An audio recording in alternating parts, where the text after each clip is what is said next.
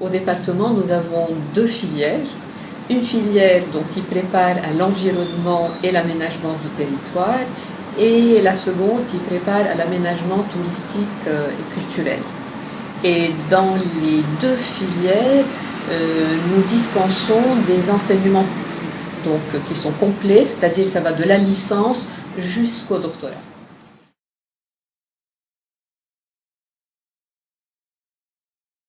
Je vais commencer par donner un peu le profil de l'étudiant dans la section plutôt environnement et aménagement du territoire.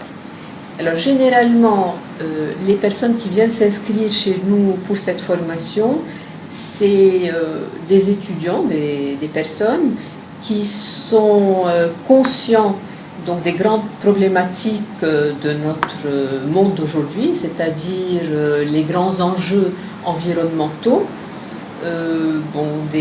tels que par exemple le réchauffement climatique, tels que la pollution, tels que les risques technologiques, les risques naturels. Et ils sont conscients de ça, et ils sont conscients aussi des problèmes environnementaux du pays. C'est-à-dire, ils voient bien aujourd'hui comment la pression donc, de la population sur le milieu, sur ses ressources, donc ce que cela peut amener à dégrader un peu la qualité du cadre de vie dans notre pays et la qualité de vie elle-même aussi. Et non seulement ils sont conscients de ces problèmes, mais ils souhaitent pouvoir participer, contribuer à trouver des solutions à ces questions, surtout dans le respect du développement durable, qui est encore une autre grande problématique qui attire les étudiants.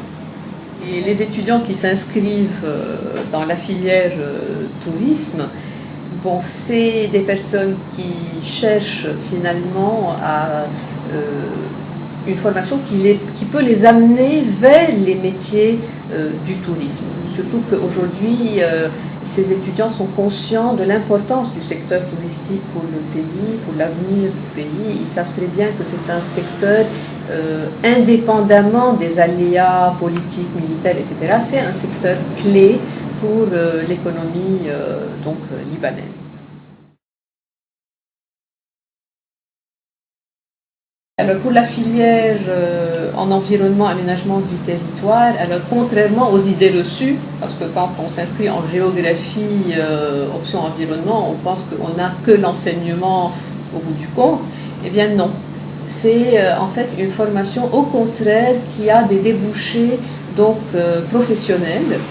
Et parmi ces débouchés, on a par exemple la possibilité de travailler en tant que chargé d'études ou bien chef de projet dans par exemple des bureaux d'études qui travaillent en environnement ou aménagement du territoire.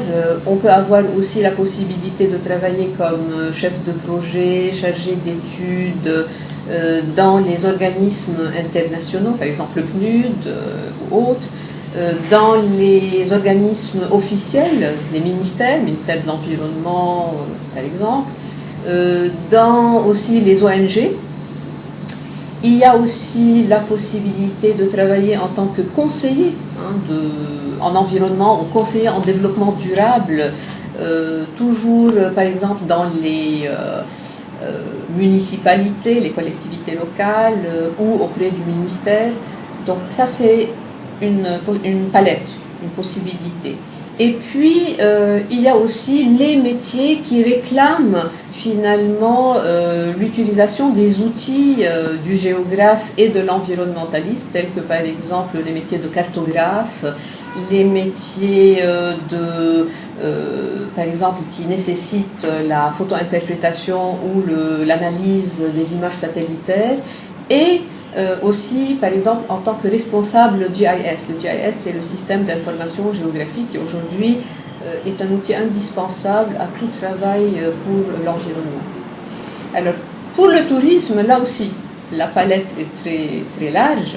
Alors les étudiants qui sont diplômés de cette formation tourisme peuvent travailler dans des entreprises du tourisme, c'est-à-dire dans des agences de voyage, dans des hôtels. Ils peuvent travailler en tant que guide touristique, bien entendu, après avoir obtenu leur carte du ministère les autorisant à donc travailler en tant que guide. Ils peuvent aussi travailler en tant que conseillers dans l'aménagement de sites touristiques ou même de conseillers pour la valorisation d'un patrimoine. Et ils peuvent être concepteurs de produits touristiques. Et là, j'insiste beaucoup parce qu'ils peuvent par exemple être concepteurs et organisateurs d'événements culturels et touristiques. Et là, on a un master ultérieurement, donc après la licence, qui forme vraiment pour ce métier-là.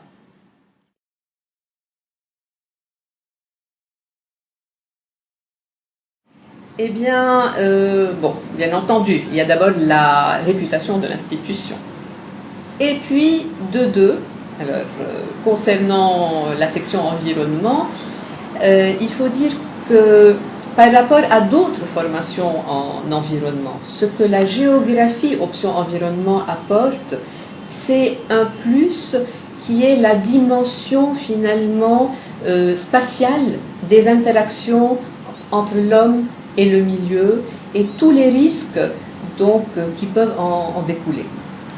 Et un deuxième point, c'est que la formation au département de géographie pour l'environnement va permettre aux étudiants qui vont être diplômés d'acquérir et de maîtriser tous les outils qui sont indispensables pour travailler dans le secteur de l'environnement et de l'aménagement, tels que la cartographie assistée par ordinateur, le GIS, l'analyse des photos aériennes, la lecture et l'analyse des images satellitaires, etc.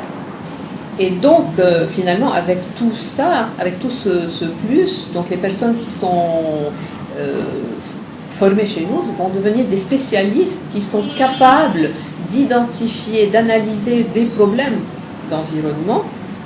Ils vont pouvoir aussi déterminer les conséquences sur la société et ils seront aussi en mesure de proposer des solutions, bien entendu, dans une perspective de développement durable.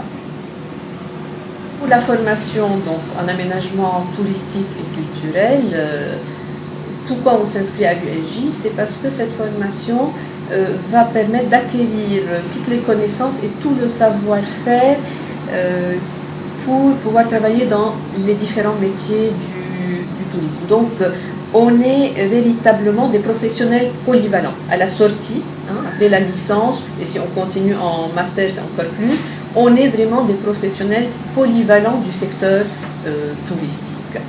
Pourquoi? Alors là encore, parce que finalement les enseignements sont des enseignements qui sont à la fois théoriques, donc des enseignements qui abordent toutes les questions de culture générale, des questions de gestion et de marketing du tourisme, de perfectionnement des langues, et il y a aussi des enseignements qui sont techniques, et aussi des enseignements qui sont beaucoup plus pratiques, par exemple beaucoup de stages, beaucoup de sorties sur le terrain, donc ça permet vraiment de bien former les étudiants pour être vraiment ce profil polyvalent que nécessite finalement le secteur touristique.